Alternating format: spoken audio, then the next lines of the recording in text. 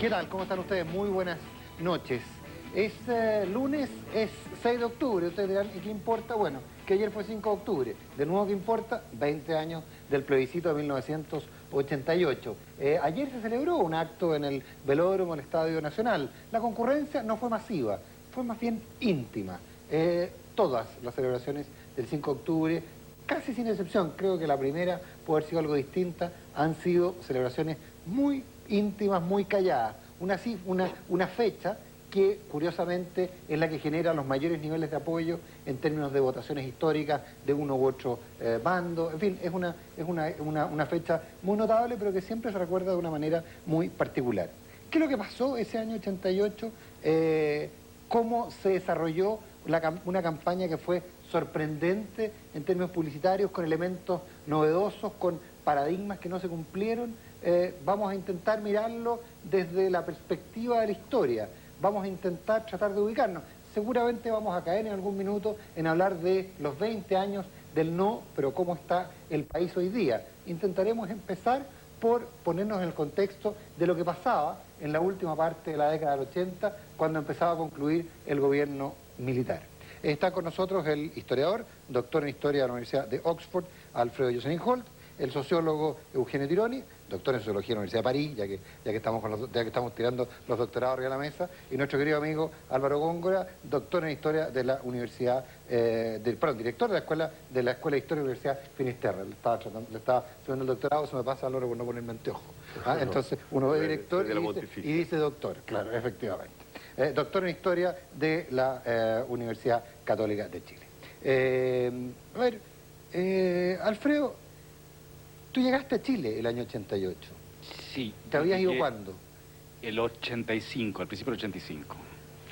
Pero estuve durante todo casi el 88, ya no recuerdo, pero llegué el 88 y llegué un poco tiempo antes de... ¿Pero llegaste a un país distinto que el que dejaste en el 85?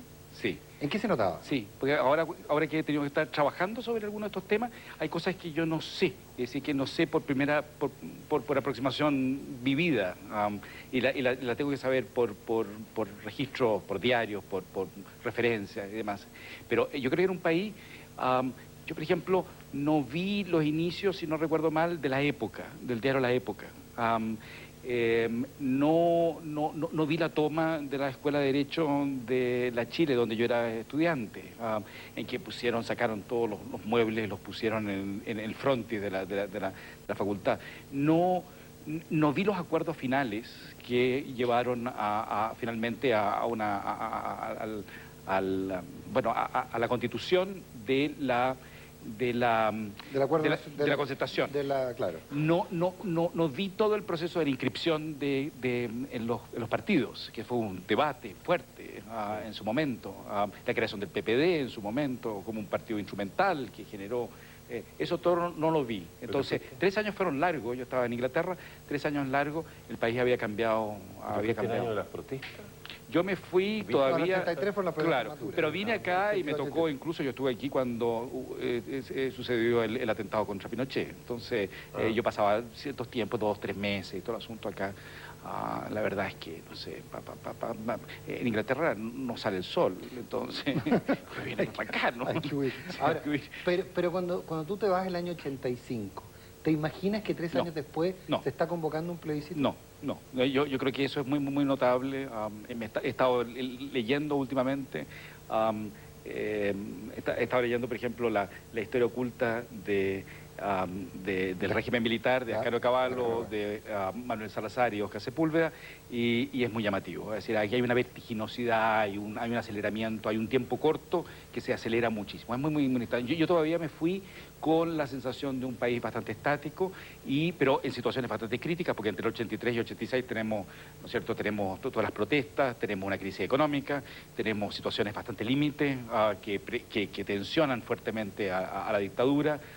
Tenemos el atentado, tenemos una fuerte represión de parte del régimen militar, de la dictadura, de modo que sí, yo en ese contexto me fui y volví a un país distinto. Pero es que en realidad pasa, fíjate que fueron los acontecimientos tan rápidos porque son del año 86, entre el año 86 y el año 87, fines del año 87, se arma la estrategia distinta, que es Primero la elección es libre, la demanda por elección es libre, que la democracia cristiana y el PS Núñez sabía perfectamente que era, internamente sabían los partidos, pero lo anunciaban de otra manera hacia afuera, que era un paso para el plebiscito, porque el plebiscito era irrenunciable. Entonces, me acuerdo perfectamente que dentro de la democracia cristiana hay un personaje que pasa desapercibido en todo esto, pero Edgardo Benninger, que plantea dentro de la democracia cristiana la estrategia. Y dice que las protestas, todas las manifestaciones sociales habían terminado, que habían fracasado, incluso ya la izquierda dura, el PC, el MIR, el Frente Manuel Rodríguez se había introducido en esto y estaban desprestigiando las protestas, y él hace el diagnóstico y propone esta salida. Incluso, algo que iba a generar mucho debate, es inscribir o sea, primero reconocer de hecho la Constitución del 80, que era una simple estrategia. Claro. Segundo, por lo tanto, aceptar toda la institucionalidad como un mal necesario y inscribirse en los registros electorales e inscribir a los partidos. Y eso al poco tiempo es asumido también por el PS Núñez. El PS Almeida costó mucho más que se distanciara del PC, pero finalmente lo hace. Entonces esto pasa, mira, me acuerdo que en febrero del año 88 se formó la concertación de partidos por el no.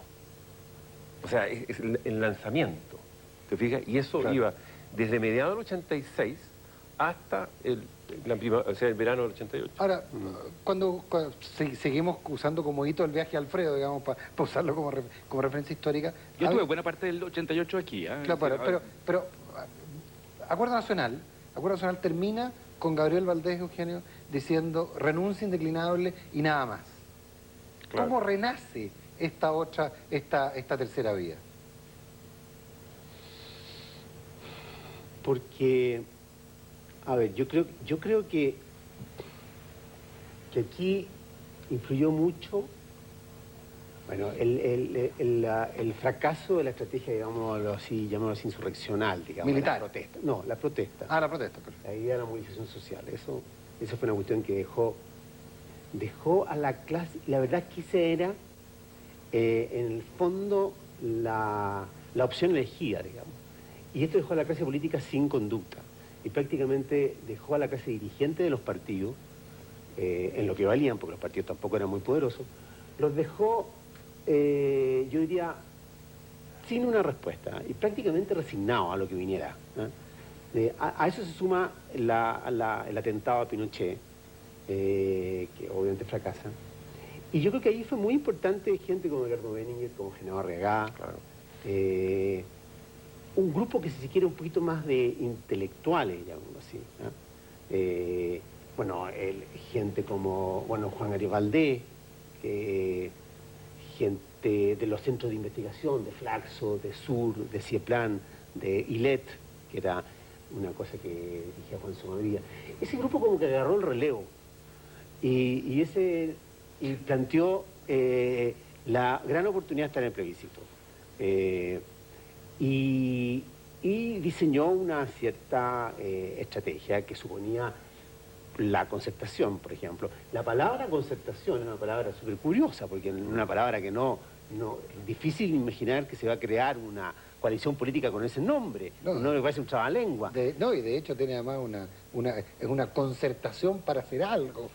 Podría tener hasta una especie de acepción negativa. Claro, porque se quiso evitar... Claro, porque se quiso evitar la palabra frente. Y las palabras que pudieran significar un acuerdo de principios.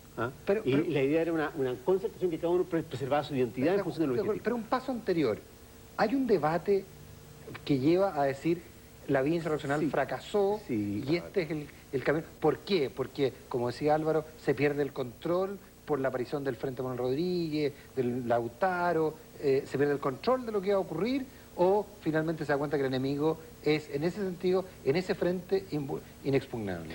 El fondo del gran debate se da dentro de la democracia cristiana, entre Patricio Elwin, Edgardo Benninger, que tuvieron el apoyo de Adolfo Saldívar en eso. Claro, mucho. Y el grupo más, si quiere, más chascón, que era más principista, digamos.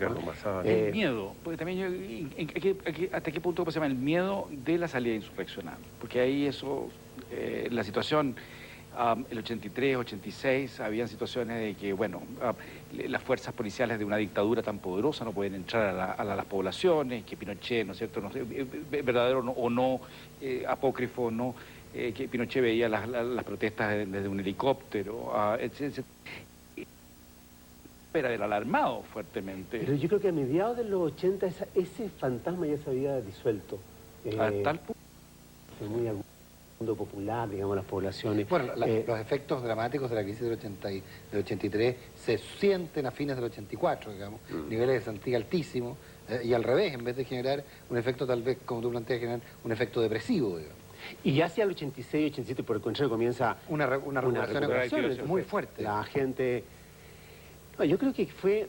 Mira, en realidad yo siempre pienso que esto fue una suerte de abdicación de la clase política tradicional, que al no tener ningún mecanismo en las manos, digamos, y en su repertorio de respuesta, dijo...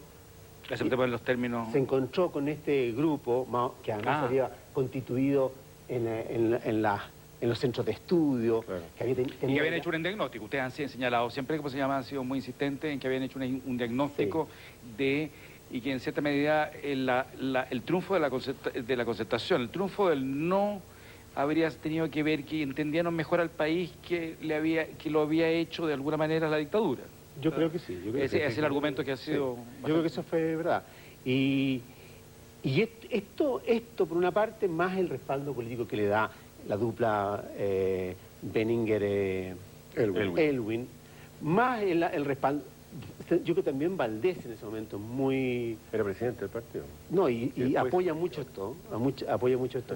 Y el mundo, digamos así, renovado, socialista, y esto se consagra finalmente con el apoyo de Claudio Almeida. Y también... Muy fuerte apoyo de Estados Unidos. Ahí incide y también. del Vaticano. Pero la pregunta de Nicolás es que esto no solo pasa en la democracia cristiana, este análisis, sino también, y eso en eso son figuras así que en la historia después van a aparecer como la decisión que toma, o sea, se retira del movimiento democrático popular, que era liderado por el PC, en fin, se retira, primero se aleja, no se retira, porque siempre guardó distancia, Núñez, o sea, el PS Núñez, y después de un tiempo largo, el PS Almeida, pero lo más notable es que empiezan a coincidir rápidamente en esta estrategia que, digamos así, la propone dentro de la democracia cristiana Benninger, el Partido Socialista y la democracia cristiana. Ese es el momento, yo diría, cumbre, y estamos hablando de finales del año 86, diciembre del 86, cuando se toma la decisión definitiva, nos desembarcamos de esta estrategia y nos embarcamos en la otra. Desde ahí ya uno ve el año 87 que los cambios se van sucediendo muy rápidamente, hasta que se matriculan casi todos. Y de hecho el PC y el MIR quedan aislados. Claro. Bueno, una condición sine qua non de esto era aislar al país. Eso es lo que hace pensar de que aquí hay una negociación previa y de que los términos están antes. Es decir, algunos críticos que hemos sido... hemos sostenido de que en realidad el plebiscito del 88 es una confirmación de una negociación previa, es decir, que una negociación no se hace después. ¿Entre quiénes? Sino que entre la dictadura y la oposición moderada. No, yo creo que al final, ya al momento mismo, o sea, a puerta del plebiscito, la verdad es que el Partido Comunista se embarcó y tuvo un comportamiento totalmente pactado. Bueno, lo que pasa es que el Partido Comunista siempre se ha sumado al último momento, en las segundas vueltas en estos años, o sea, siempre... Fue la primera, segunda vuelta. Exacto. Claro. Pero no había acuerdo, no había acuerdo con la dictadura. Lo que sí sorprendió a todos, el carácter que tuvieron las leyes políticas. Claro. Eso es un hecho que yo creo que hay que estudiar. Y leyes políticas que fueron bastante poco beneficiosas, Felipe Portales ha sostenido, poco beneficiosas para el primer gobierno de la concertación, para el gobierno de él, los 4 años. Los 4 años, por ejemplo.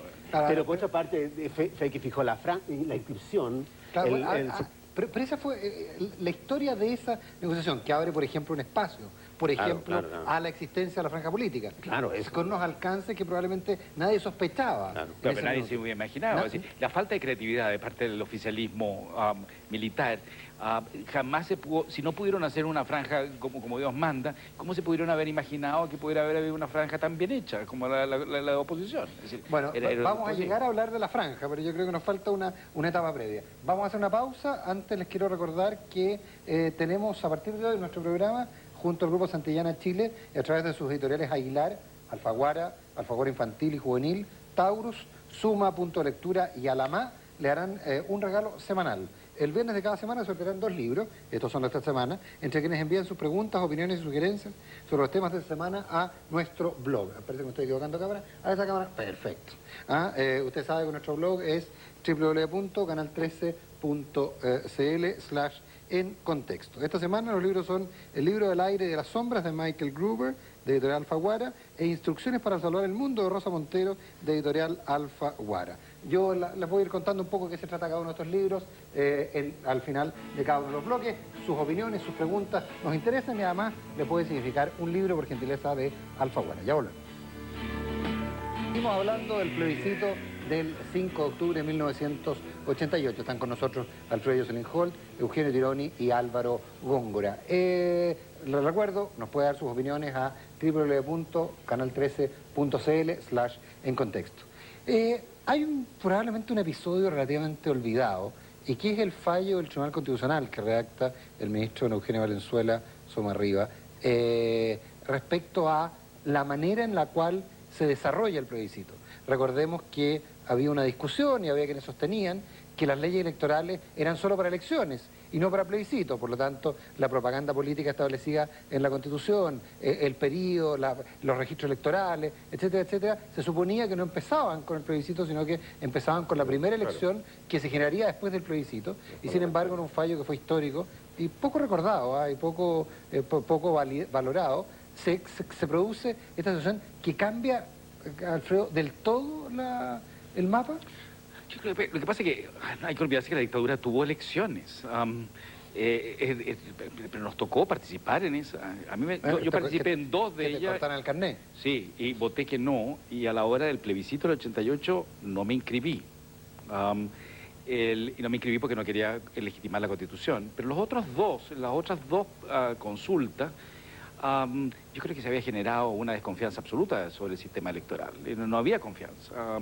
En un país donde tradicionalmente la persona se pone en chaqueta y corbata, yo eso lo vi todavía en el plebiscito del 88, la gente se ponía chaqueta y corbata para ir a votar, tenía una especie de religión cívica, y por lo tanto la desconfianza con respecto al sistema era muy fuerte, producto de esas elecciones, esas consultas. Uno puede creer que esas consultas no eran importantes porque la papeleta se transparentaba, porque no habían registros electorales correspondientes, etcétera, etcétera. Pero la segunda consulta fue la de la Constitución. Ha tenido grandes efectos, y yo creo que para todos los efectos en general esa Constitución tuvo una votación favorable. Yo soy muy antidictadura, pero si uno compara la elección del 80 con la elección que dio lugar con el plebiscito que dio lugar, el plebiscito que dio lugar a la Constitución de 1925, no nos deberíamos sorprender. Ahí hubo altamente absentismo, hubo personas que no votaron, etcétera, etcétera, hubo una minoría. Y sin embargo, esos plebiscitos, esas consultas, yo creo que predispusieron a la ciudadanía muy críticamente a esa situación, y eso tenía que modificarlo. El Tribunal Constitucional en este fallo efectivamente puso ciertas limitaciones a la dictadura, y por lo tanto eso permitió confiar más en una salida política. Eso es. Y nadie ha objetado el plebiscito. Es decir, podemos discutir si el plebiscito es fundamental o no es fundamental, si pone fin a la dictadura o no, si lo que sigue después es una proyección o no, si es un legado o no, pero el plebiscito nadie ha dudado. Hubo observadores extranjeros, fue como las paradas militares, muy impecable. Pero el propio Edgardo Benninger, yo creo haberle leído que un factor importante que respaldó el fallo y le hizo peso a Pinochet, él dice que fue el honor el honor militar, o sea, las cosas están establecidas de esta manera y se deben y las vamos a apoyar para que se hagan correctamente. Él atribuye mucho a eso que hubo una actitud de apoyo dentro de las Fuerzas Armadas, dentro de los militares, incluso de cierto rango, apoyar este fallo. Y de eso habría permitido un gran respiro a toda la oposición, que era una piedra de tope enorme, todas las leyes políticas. Claro, pero estos últimos días ha salido un montón de comentarios en la prensa respecto a que esto fue Con fuerza. que fue, para decirlo menos, con fuerza. O sea, que Pinochet tenía realmente previsto un camino distinto. ¿No sería que más bien Pinochet no se puso nunca en el escenario de la derrota? Eso, yo creo eso. Yo creo eso. Fíjate que no tenían, después de perder, no tenían plan B. Al otro... Me dio la impresión, yo no... Sí, no... sí. Pinochet tiene la característica psicológica que siempre se sube al último minuto. Tiene esa guasamaquería habilosa, socarrona, y quiere ver cómo está la composición de fuerza, y según eso él ve o no ve. Yo le adjudicaría esa posibilidad. Deja jugar, y se sube o no se sube. Él había forzado mucho la máquina, yo creo, antes, o sea, forzó mucho la máquina al ser el candidato. Bueno, él ya porque Sí, puso toda la carne en la parrilla. toda la carne en la parrilla. Para exigirlo. Y eso ya había digamos, tensionado mucho a su coalición de apoyo. Luego yo creo que tenía el tema de la Iglesia y el Vaticano mirando esto muy, muy de cerca. Tiene mejor Barnes. Tenía a los americanos encima, tenía Bueno, Barnes ya no estaba, pero... Europa. Y ahí eso también le complicaba muchísimo.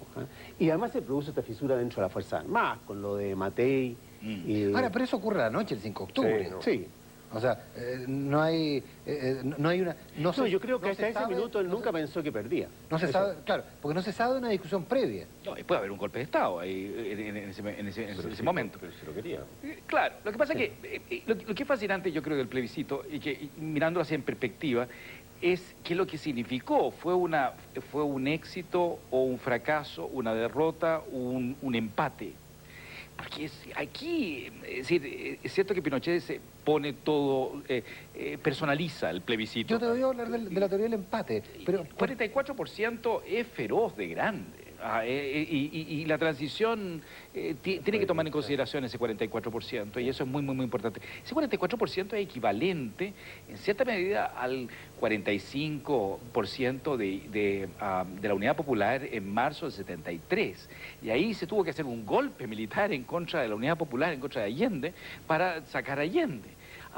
Este es un país que está medio empatado, 45, 50... Sí, pero y era 45%, pero con un plus, digamos, que era... La Constitución y los militares. La Constitución, los militares, Sí, un respaldo unánime de toda la clase empresarial. Sí, pero igual la dictadura tenía a su vez... Todos los medios al servicio de... O sea, todos los medios. No, por supuesto. Eran acciones, digamos, clase A. Pero a su vez, ¿cuánto de la... No, le de acciones hoy día.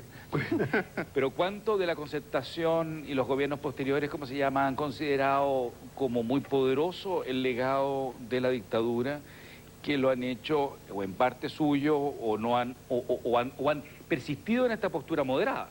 Porque el sistema tiende a la moderación, el binominalismo, la Constitución, la proyección y la prolongación. A mí no me parece de que es tan claro que sea una derrota y un triunfo de uno u otro. A mí me parece que eso es lo que hace particularmente interesante también el plebiscito. Pero es que yo creo que es derrota en el siguiente sentido, que al mes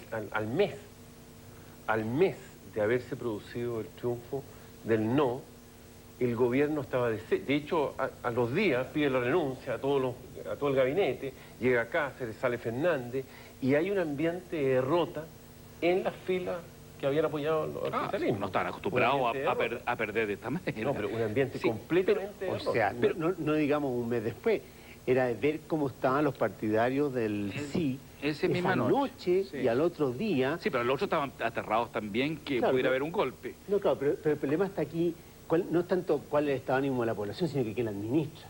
Y aquí pasó de la administración del sí, ¿ah? Pasó a la administración del no, ¿ah? Que tuvo que tener más en cuenta todos estos factores que tú señalas, o sea, 43%. Ahora, un 43% un poquito subsidiado, porque era con toda la prensa a favor, ¿no es cierto?, con una situación de miedo muy alta, la gente... Con todos los milicos votando y toda la familia militar, Claro. que era gigantesca. No, y además que No, ustedes- no, además con una cantidad no sé, de mitos, ¿no? Hay un satélite que entra a cada una de Claro. a cada una de las casillas electorales y puede ver lo que usted votó, digamos. Una Eso serie de... inventado por Cuadra desde el Vaticano. Pero fíjate que el Yo se lo problema... digo a una señora de una población, por eso te digo. El problema en noviembre, el problema político en noviembre, ¿cuál era el candidato Sí. de la concertación? Claro. Ese era el tema, no había otro. Sí, Y es claro. cuestión de ver las noticias nomás cuando los titulares en los diarios pasaron a otro tema. Trataba de ocultar. No, el cambio de temperatura en la prensa. Sí. Yo lo encuentro, Sí. lo encuentro que Es muy notable. lo que es fascinante es el que nadie manejaba todo el panorama. Y entonces eso es muy fascinante en los momentos históricos, en que nadie maneja todo el panorama y ahí entonces las apuestas pequeñas pueden resultar o no pueden resultar. Y vemos fenómenos muy extraordinarios que se van produciendo.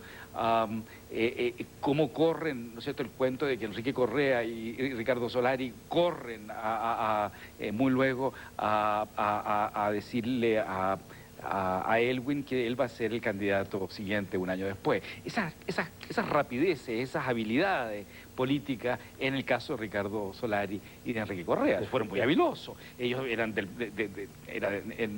la izquierda, del Partido Socialista, y van y corren. Son Ahora, esas cosas que pero son curiosísimas, son apuestas. Ahora, que se pero hacen. apuestas, pero también uno puede hablar, Eugenio, tal vez, de un grado Sí. importante realismo en el mundo socialista que entendía que para los militares, que seguían siendo un factor importante, un candidato de izquierda puro y duro, y el símbolo que implicaba el Elwin que había participado del diálogo con Allende, que había sido el que había dicho esto se terminó, digamos, es ungido como la figura, también demuestra un realismo político importante. Claro, pero déjame un poquito atrás, porque yo creo que...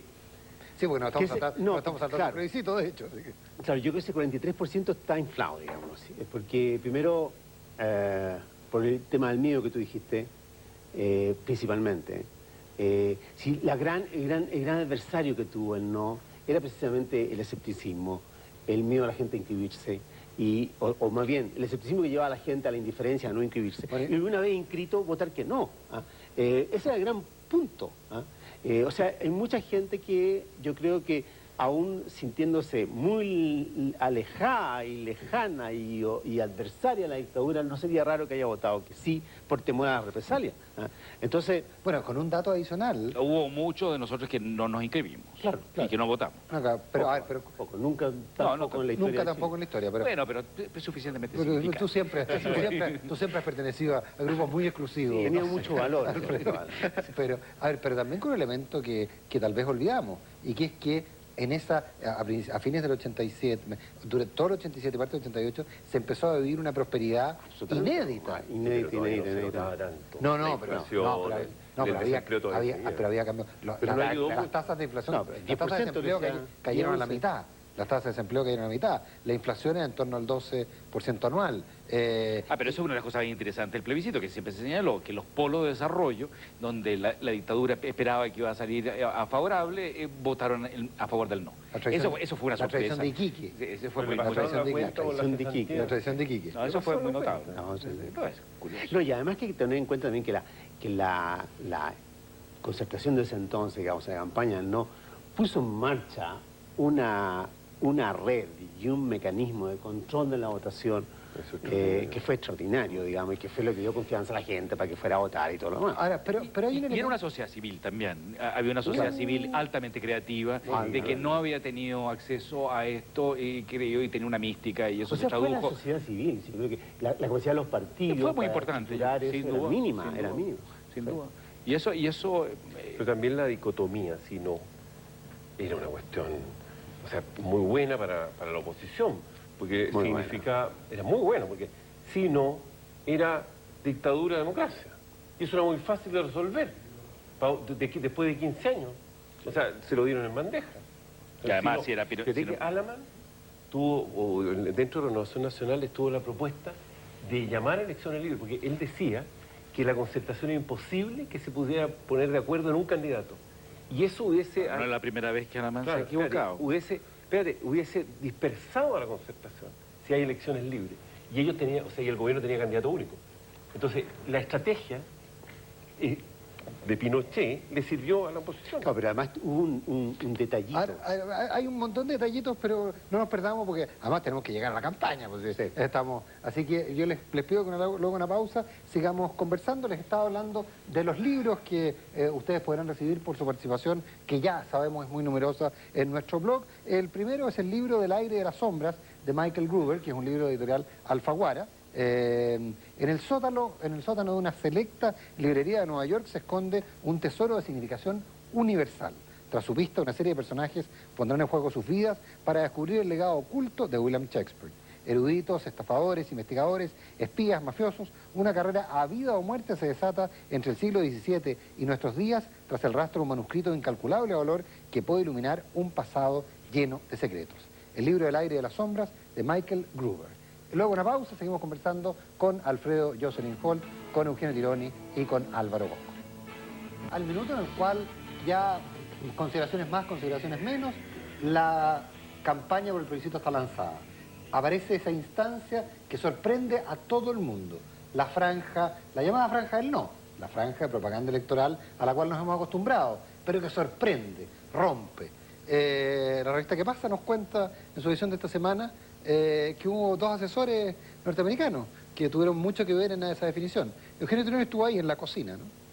Bueno, hubo muchos asesores, hay que decir, o sea, hubo estos asesores que se llama Sue Miller, que ese es el nombre de la compañía, que era una compañía dedicada al diseño de estrategias de comunicación y de estrategias políticas, una pequeña boutique bastante sofisticada. Muy cercano al Partido Demócrata. Cercana al Partido Demócrata, cuyo líder era un inglés, de Mark Malloch Brown, que después fue subsecretario de Naciones Unidas, un hombre que trabajó muchos años en la Economist, que estuvo encargado de la Cruz Roja, por ahí por Vietnam o Laos, en esa zona durante muchos años. Un tipo muy, muy, muy sofisticado. Bueno, y otra gente más, digamos, psicólogos, psicoanalistas, sociólogos, que fueron muy claves porque estos tipos nos enseñaron a hacer estudios electorales, o sea, que son estudios hiper pragmáticos, orientados a definir mensajes y definir público. Y eso fue entre 86 y 87. Ahora, ese fue, y eso fue todo. Como bien se dice en el reportaje, hicieron estos estudios que lo diseñaron con nosotros, lo ejecutamos nosotros acá, una coalición que teníamos entre ILET, SUR y el CED. El Centro de Desarrollo. Efectivamente, el financiamiento vino de George Soros, porque nosotros no teníamos plata para pagarle a estos tipos. Entonces, lo había tomado en contacto con ellos Gabriel Valdés. Y entonces le dijeron, bueno, ¿y de dónde sacamos dinero? Vayan a hablar con este señor, quien era un total desconocido. Era un big player ya, pero no era conocido. De parte de nuestra, claro. teníamos la mínima idea de quién era. Claro. Y va Juan Gabriel Valdés con Mariano Fernández a hablar con este señor, el señor le dio la plata, con esta plata se trasladó a estos americanos, y los americanos vinieron. Esa fue la historia. Pero después hubo respaldo del Partido Demócrata Americano, el NDI. El National Endowment. National Democratic Institute se llamaba algo así. Claro. Y ahí vino Peter Hart, pero ya mucho después, ya el 88, y que es un tipo muy importante en el mundo de los estudios electorales americanos. ¿Pero qué es lo que salen a preguntarle usted a la gente? No, mira, esto fue una cuestión, bueno, pero ya entró. Bueno, ¿En qué? Dale. No, básicamente aquí se hizo por una parte una encuesta muy grande, y luego se hicieron muchísimos grupos con gente. Focus group. Los focus groups que nosotros, por lo menos yo no tenía idea de su existencia. No, nadie sabía que Nadie existía. sabía. Y vino, lo que es más interesante creo yo, vino una mujer chicana, digamos, una mexicano-americana, una psicóloga, una mujer gorda, grande, de sus 50 años, y yo la acompañaba a ella hacia los grupos. Que íbamos en la noche a poblaciones, o sea, recorrimos realmente el Santiago. Y entonces tú la veías instalada frente al grupo y le hacías preguntas que sonaban muy bien. Qué sé yo, bueno, ¿qué sienten ustedes? ¿Qué hicieron hoy día? Y la gente se lanzaba a hablar. Y terminaba esta sesión y nos íbamos a un restaurante a comer algo y a comentar lo que había ocurrido. Entonces yo le decía, bueno, ¿y qué te pareció? Entonces me empezaba a decir que, qué sé yo, una serie de juicios, pero yo me di cuenta, y ella me lo reconoció posteriormente, que ella no entendía lo que la gente decía. Porque se han fijado ustedes que les pasa mucho a los mexicanos americanos que hablan muy bien, casi sin acento, Pero pero no entienden. Claro, están Y acostumbrados. además a entenderle a un chileno y un chileno popular. Y además, relajado en la... Ella no entendía. Ella solamente sacaba conclusiones a partir del lenguaje, digámoslo así, corporal, de los gestos, de los llantos, de las exclamaciones, de la dinámica que se creaba. Y básicamente su gran conclusión fue esa que se ha destacado mucho, y es que esta es una población completamente, digámoslo así, aprisionada por el miedo, ¿no? Y por un sentido muy profundo de impotencia, que se traducía en una suerte de mitificación del poder de Pinochet. Y que por lo tanto se creía que nada que se hiciera iba a ser suficiente para derrotarlo. O sea, la famosa frase, aquí no se mueve una hoja sin que yo lo sepa, Claro. estaba instalada en la Hacía gente. mucho sentido. Y entonces después esto vino a interpretarlo un psicoanalista judío, por supuesto, neoyorquino. No podía ser otra cosa. y Podría que haber sido dijo- argentino también. Y pero- que juntó a toda la clase política en el ILET, ¿no? Y partió diciendo, mira, yo le quiero decir una cosa, el pueblo chino está castrado. Lo que ustedes tienen, ese es el problema. ¿No? Y si Era usted no se un hace cargo poco de esto, freudiano el señor. claro, y si usted no se hace cargo de esto, esta cuestión no tiene arreglo. Y básicamente la gran conclusión práctica de esto era decir, si ustedes le ponen a este pueblo en este estado de impotencia o castración una meta muy elevada, la gente se va a retraer sobre sí misma. Por lo tanto, tienen que plantearle algo lo más simple, lo más sencillo. Y ahí que nace gente- la señora Juanita. Y ahí nace todo esto. La alegría ya La viene, señora Juanita es una Juanita, derivación toda la posterior, cosa ¿no? gradual, la cosa que no es violenta, no es agresiva, y que plantea el cambio como algo casi trivial, que es un poco lo que se revela en una frasecita de Pato Bañados, que la repite todas las noches, y le mire, si esto es muy simple, aquí no hay nada dramático. Si usted vota por que sí, va a seguir todo igual. Si vota que no, tenemos la oportunidad de tener elecciones donde usted va a elegir lo mejor. Nada más. Sí, oye, pero y la alegría ya viene, ¿de dónde aparece todo eso? El Chile para todos, construyamos un Chile juntos, y las imágenes, ¿de dónde sale esa idea?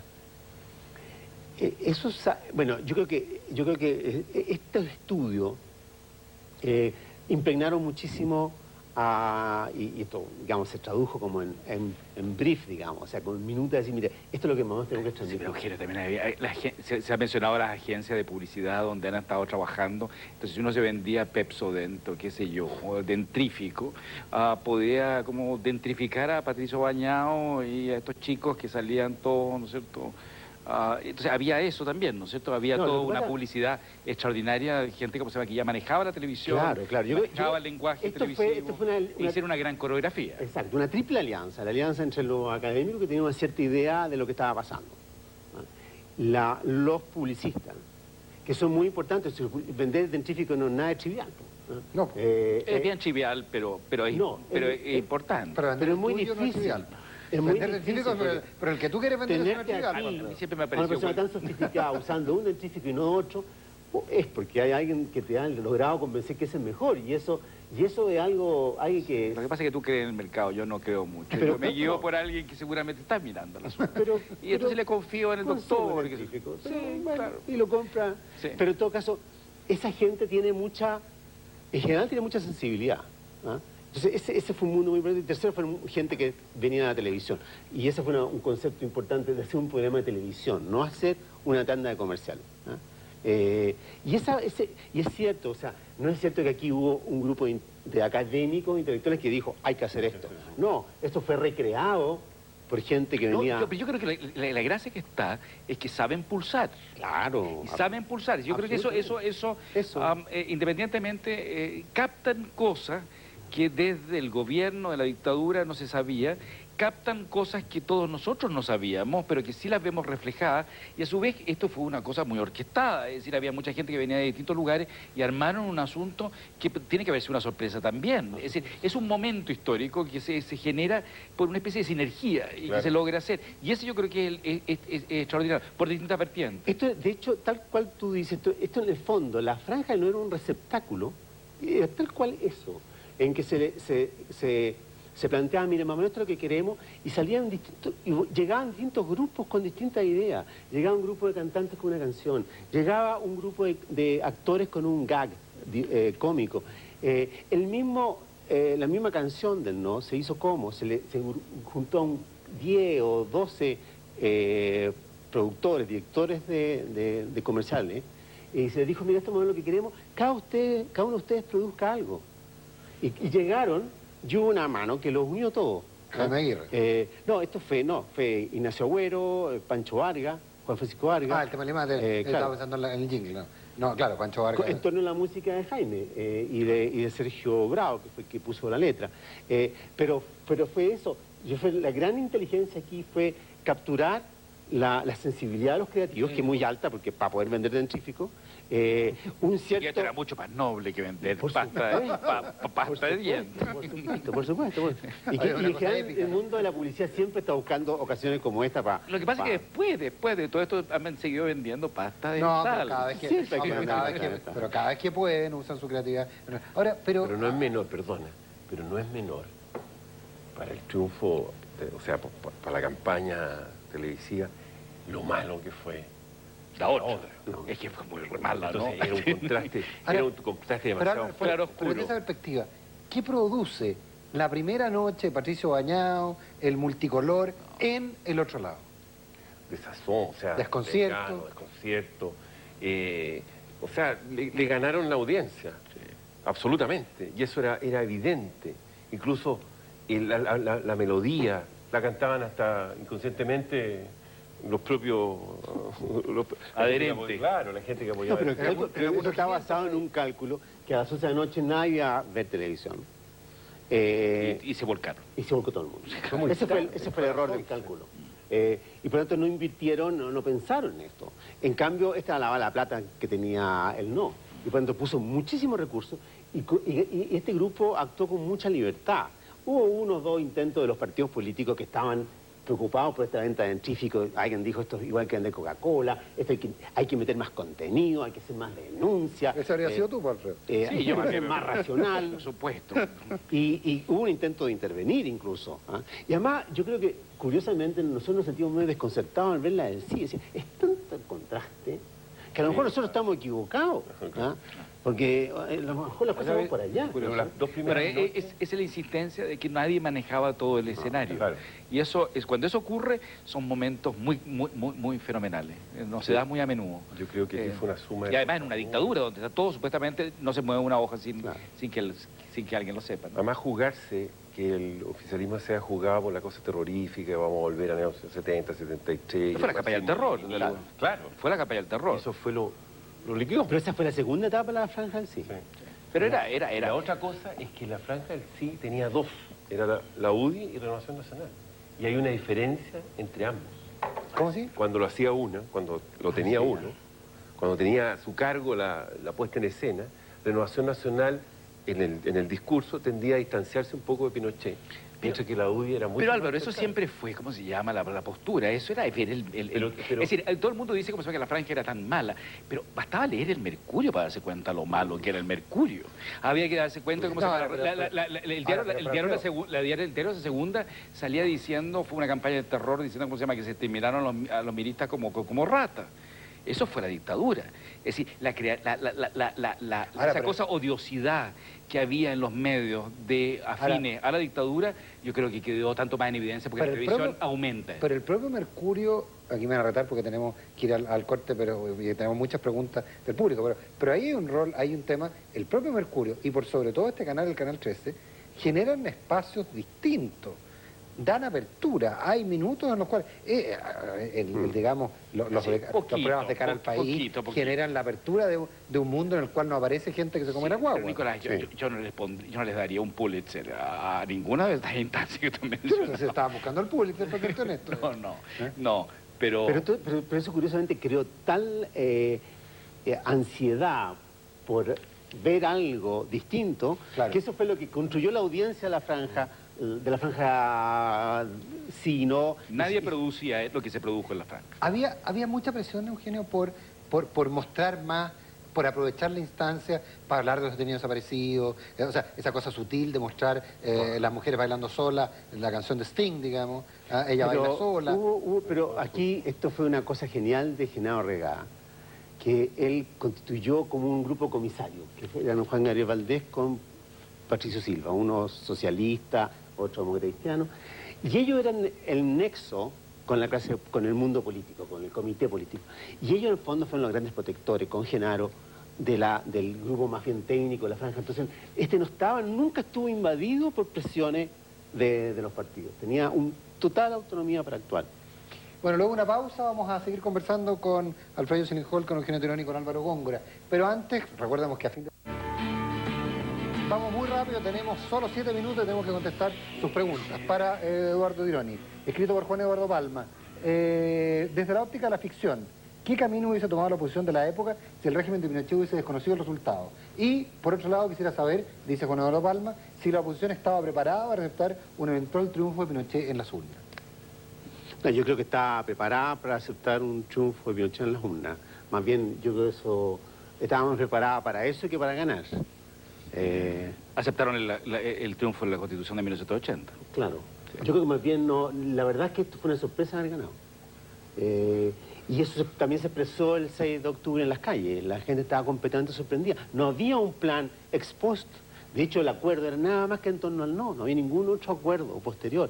Y si hubiese habido una fraude, yo me imagino, no se habría ido las armas, digamos. Habría habido una suerte de resistencia pacífica, pero que habría dejado al país, yo creo, un poquito, completamente trabado. Y la historia de Chile habría sido otra.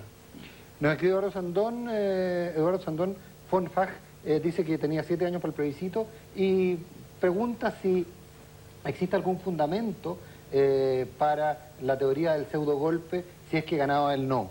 ¿Existe algún fundamento más allá de lo que se ha escrito últimamente? Para la teoría del pseudo golpe. No, o sea, yo creo que, bueno, Pinochet, esa noche, la idea era la siguiente, o sea, provocar un resultado falso, de hacer que la gente del sí saliera a las calles. Esto no lo iba a soportar la gente del no, se iba a producir un enfrentamiento, un conflicto, y ahí a él le iban a dar, o sea, iba a tener la posibilidad de implantar la ley, la ley marcial, la Junta de el jefe de plaza, etc. Y ahí hay un general, que hay que hacerle una nota ahí, que es, ¿cómo se llama el jefe de plaza? Cinque. Que no acepta, o sea, él se resiste eso, y enseguida pasa lo que todos sabemos, que llega Matei y Merino, que se sientan en el mar. Alfredo, pregunta Juan José Valenzuela. ¿Cuánto le pesa a la derecha política hoy la figura de Pinochet? ¿Mejorarían sus posibilidades de ser gobierno en caso de desmarcarse completamente de su figura? Yo creo que sí, pesa muchísimo hasta el día de hoy, y si se liberaran de ese peso, yo creo que sería mucho más alternativa política. Es decir, sí, la derecha chilena tiene que... no es solamente Pinochet, es todo el régimen militar, son 16 años, pesa mucho. Y entonces se tienen que liberalizar. Se han liberalizado en materia económica, se han liberalizado en algunos aspectos, pero todavía falta que convenzan a una ciudadanía que son tan confiables como la Concertación. Ahora, yo personalmente no confío ni en la Concertación ni en la derecha, pero habría que buscar un sistema. De eso no hablamos en esta situación. ¿Qué es lo que viene después? La transición. Eso Alfredo, dejémoslo para otro programa. Bueno, pero encantado. Jorge Rivero nos da su opinión, dice, efectivamente Pinochet y su círculo no se pusieron en el escenario de perder las elecciones. Eso lo ratifica implícitamente el general Matei cuando comenta respecto del decreto que Pinochet quería que fuera firmado después de las votaciones y antes de que Academia finalmente reconociera el triunfo del no. Es una opinión que nos da don Jorge Riveros. Don Jorge Araya, ustedes analizan la realidad siendo historiadores. Quiero una pregunta sobre un hecho que apenas por milímetros, dice él, no se concretó. ¿Qué habría sucedido en caso de éxito del atentado contra el dictador matándolo? ¿Quién dispara? Es una dictadura sin Pinochet. Eso sería muy notable. la dictadura habría continuado. ¿Por cuánto tiempo? Quizás menos. Un sistema argentino de reemplazo Claro, por duración de pero gobernante. ¿cuánto del régimen militar está asociado a Pinochet y hay una personalización? Es una muy interesante. Habría que hacer un contrafactual, esos contrafactuales se pueden hacer. Y el caso argentino podría ocurrir. Sí. Pero es que, no sé, tuvo a la Virgen del Carmen a su favor. Mostraron las balas. Tratemos que alguien no ironice y se en la veía, y se veía. No, yo creo que habría Se sido... da la capacidad política. No, se habría, digamos, de partida se habría pulverizado la oposición, porque habrían habido posturas distintas respecto a esto. Se habría endurecido y habría habido una ola de represión, pero muy sangrienta. Que la hubo igual, digamos. La hubo igual. La hubo, pero esto habría sido... acotado. Pero muchísimo más masiva. Pero esas represiones desgastan mucho. Entonces, yo creo que probablemente el régimen habría durado 3 o 4 años y se habría venido desmoronando. Claro, sí. por eso que habría sido un régimen de una dictadura sin Pinochet. Muy Habría curioso. sido como el canto del cisne. puede ser. Y con efectos, bueno, por supuesto, sobre la economía, sobre todo sobre el sistema político. Habrían tenido O la hecatombe. las cosas habrían sido muy distintas. Mili nos dice, ¿y el rol de la prensa? La franja fue exitosa, sí, pero hasta los que estábamos sumergidos en la prensa oficial, supongo que sería, nos esforzamos por informar y aportar a la democracia, por ejemplo, protegiendo la propiedad de la nación. ¿Se ha estudiado el rol de la prensa en esta etapa 88-89? Poco, muy poco. Yo creo que hay una deuda ahí, ¿eh? Sí. 88, 89, pero estaba en la época, estaba Estaba la el época. Fortín Mapocho, estaba Radio Cooperativa. No, es decir, estaban todos esos diarios, todas esas prensas que después no continuaron, Eugenio. Así es. Pues. Oye, ¿Cuál es el problema? claro. O sea, no fueron subsidiadas, creo. Eduardo Sandón se pregunta... Había más, en los últimos años de la dictadura, había más pluralidad comunicacional que lo Pero que sí fue después. estaban financiados precisamente para No son desfinanciados, No, sino que había público, había interés, había gente, y hay un problema que esa prensa... Oye, Y había tema. Nos quedan 40 segundos de pregunta. Además, no convenía seguir teniendo. Hay una pregunta que parece muy interesante que plantea Eduardo Sandón. Dice, ¿es cierto que el mismo jingle de la campaña publicitaria del no se ocupó para campaña en otros países? ¿Tú sabes algo de eso? Absolutamente, se han empleado en El mismo jingle. muchísimos ¿Y países. ganan siempre? Ganan siempre. Alfredo... Letra y melodía. No tanto la melodía, no la letra. La letra se la van adaptando a candidatos. Alfredo, Eugenio, Álvaro, gracias por haber estado con nosotros. No nos queda absolutamente nada de tiempo. Nos tenemos que ir. Gracias a ustedes por sus opiniones. Pueden seguir posteando y teniendo posibilidad de ganar los libros de Alfaguara. Es www.canal13.cl/encontexto. Y mañana, Soledad Oneto en Contexto entre 8 y 9 de la noche. Gracias por mi parte. Nos vemos la próxima semana. Pero toda la semana hay Contexto y mañana Soledad Oneto estará con ustedes. Gracias, buenas noches.